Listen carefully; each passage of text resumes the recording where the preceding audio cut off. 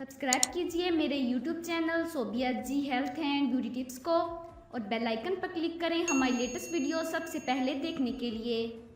Doctor Shahid Masood का कहना है कि अगले कुछ ही घंटों में इमरान जो कातिल है ज़ैनब का, उसको सज़ाए मौत सुनाई जा रही है और 4 दिन के अंदर अंदर 56 गवाहान जेल के अंदर ही उन्होंने गवाहियाँ दी।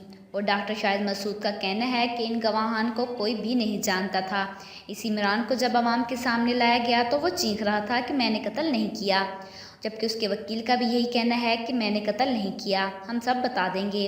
इसलिए इसको कोट लखपत जेल में एक कमरे में बंद कर दिया गया और उसके बाद ऐलान आया कि इमरान ने सारे जुर्म मान लिए हैं। 56 गवाहान ने इसको पहचान लिया है और अब ये बात की जा रही है जब ये फैसला आएगा या कोई भी अपील नहीं कर सकेगा किसी भी अदालत में।